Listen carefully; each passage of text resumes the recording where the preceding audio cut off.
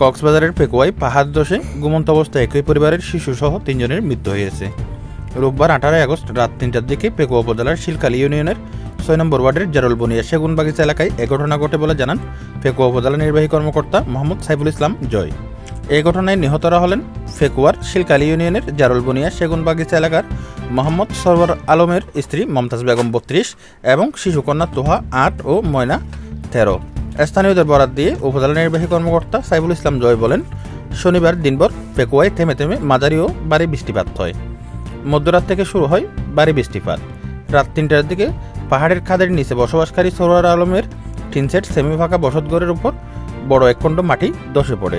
এতে ঘুমন্ত অবস্থায় মা ও ২ শিশু কন্যা মাটি চাপা পড়ে। এ সময় পরিবারের অন্য লোকজনের চিৎকারে স্থানীয়রা এগিয়ে গেলেও তাদের উদ্ধার করা সম্ভব হয়নি। পরে সকালে উপজেলা প্রশাসন ও ফায়ার সার্ভিসের কর্মীরা ঘটনাস্থলে পৌঁছে মা ও ২ কন্যা শিশুকে মৃত অবস্থায় উদ্ধার করেন। মরদেহ তাদের বাড়িতে রয়েছে। এ ব্যাপারে আইনগত ব্যবস্থা নেওয়া হয়েছে। আমাদের একটা সংবাদ গেছে, মানে টাইমটা আমি হয়তো নির্দিষ্টভাবে বলতে পারতেছি, তাই মানে আমরা খবর লাগার সাথে সাথেই সংবাদ হওয়ার সাথে সাথে আমরা কি আমাদের গাড়ি নিয়ে আমরা ইউনিট নিয়ে অত্র দুর্ঘটনাস্থলে চলে আসি। তো চলে আসার পর দেখতেছি এখানে স্থানীয় জনতা কর্তৃক এই মৃতদেহগুলো উদ্ধার করা হয়েছে। আমরা আসি এখানে সার্চ করছি। আমরা এই যে সেমি ফাঁকা গড়টা আছে এবং পাহাড়ের পাদদেশে যে গড়টা আছে, আমরা ওই গড়টা কি সুন্দরভাবে আমরা সার্চ করছি। সার্চ করার পর কোনো মৃতদেহ পাওয়া যায়নি এবং স্থানীয় জনগণ আমাদেরকে বলছে যে ওইখানে আর কোনো মৃতদেহ নাই।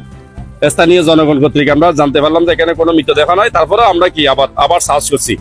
আমরা ফায়ার সার্ভিস যে আমরা ইউনিটগুলো আসছি, আমাদের লোকজনগুলো আসছে, আমরা সবাই একসাথে গিয়ে ওখানে সার্চ করছি। সার্চ করার পর কোনো এই মৃতদেহ আর বা জীবিত বা মৃত পাওয়া যায়নি দুর্ঘটনা স্থানে। ওই ঘরটা ছিল সেমি ফাঁকা, উপরে টিন এবং একদম পাহাড়ের সাথে কি লাগানো। এবং আমার মনে হয় ওই মৃতদেহ ওই যারা মারা গেছেন ওনারা মনে হয় খাটের মধ্যে কি শোয়া ছিল, রাত্রে ঘুমানো অবস্থায় এরা মারা গেছে। সকালে রাত্রে তো কেউ জানে নাই, সকালবেলা জনগণ উঠে দেখতে পাচ্ছে যে ওনারা ঘুম থেকে উঠে নেই কেন। সেহেতু ওনারা কি আসিয়ে বলতেছে যে এদেরকে ডাকাডাকি করছে। ডাকাডাকি করার পর দরজা খুলতেছে না। এই পর্যায়ে এরা দরজা ভেঙে ভিতরে ঢুকছে। ঢুকার পর দেখতেছে যে পুরা পাহাড় ঘরের ভিতর দেওয়াল ভাঙে ঢুকে গেছে, খাট সহ মানে একদম বরাট হয়ে গেছে। তো এখানে তারা উদ্ধার করে মৃতদেহ ৩টাকে, একটা ১১ বছরের মেয়ে শিশু, আর একটা ৭ বছরের ছেলে, আর একটা ৩৮ বছরের একটা এদের মা। এরা ৩ জনের মৃত ডেড বডি পাওয়া গেছে। তারা উদ্ধার করে তারা আত্মীয় স্বজন এখানে ডাকছে। ডাকার পর আমরা এখন যেখানে ডেড বডি গুলো লাগছে আমরা ওইখানে যাব, যে আমরা কি ডেড বডি গুলো দেখবো।